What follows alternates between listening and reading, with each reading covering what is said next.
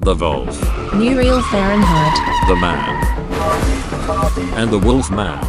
Jack Wolfman. They were sitting on the couch watching TV way up in their apartment overlooking New York City facing Central Park. The wolf's name was Muriel Fahrenheit and she was an Australian supermodel who was always bragging about her beauty and wealth. The man was a crash test dummy who had a boring job and a secret envy of the Wolfman. The Wolfman was a regular guy who turned into a werewolf every full moon. The wolf was talking non-stop about her plans for the weekend. We should go do a picnic in Central Park with my celebrity friends and I need to pamper myself at the dog spa too. I deserve it after working so hard as a model and being adored by millions of fans. The man and the Wolfman were not listening to her. They had heard it all before and they were tired of her narcissism and selfishness. They were more interested in the weather report on TV. It said that there would be a full moon tonight. The man saw an opportunity to get rid of the Wolfman for the night. He knew that the Wolfman hated turning into a werewolf and tried to avoid it by staying indoors. The man wanted him to go out and stay out late, so he could have the apartment to himself and pretend to be a real man. He turned to the Wolfman and said, "Hey, buddy, why don't we go out tonight and have some fun? There's a new bar downtown that has live music and cheap drinks. We could meet some nice ladies and maybe even get lucky." The Wolfman looked doubtful. He checked his phone and saw that it was already 6 p.m. He knew that the moon would rise soon and he would transform into a beast. He didn't want to risk hurting anyone or being seen by anyone. He said, I don't know, man. I'm not really in the mood for going out. I think I'll just stay here and watch some Netflix or something. The man pretended to be disappointed. He said, "Come on, man. Don't be such a party pooper. You never go out with me anymore. You're always cooped up in this apartment like a hermit.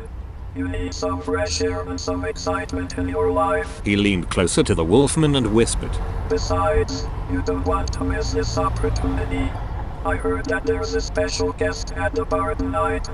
A very famous and very hot guest. You know who I'm talking about." The Wolfman looked confused. He said, Who? The man smiled wickedly and said, Ha ha ha. Laughing program ended.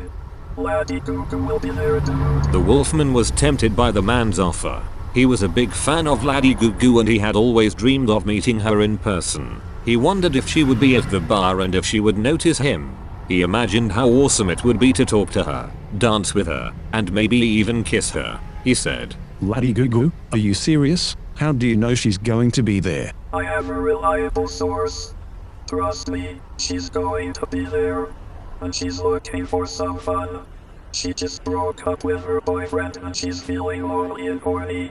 She needs a man like you to cheer her up. Really? Wow, that's amazing. Maybe I should go with you then. Yes, you should. Come on, let's go. We don't want to miss her. She might leave early or get snatched by someone else. He grabbed the Wolfman's arm and pulled him towards the door. Hey, where are you guys going? What about the picnic? Don't you want to hear more about my fabulous life? The man and the Wolfman didn't answer her. They left the apartment and headed to the elevator. The man pressed the button for the ground floor and smiled smugly. He had succeeded in his plan to get rid of the Wolfman for the night. He said, "Don't worry about her. She'll be fine. She has plenty of friends and admirers to keep her company. She doesn't need us." Yeah, you're right. She doesn't need us, but we need each other. He hugged the man and said, "Thank you for inviting me out tonight. You're such a good friend." The Wolf, Muriel Fahrenheit, the Man, Bobby, and the Wolfman. Jack Wolf.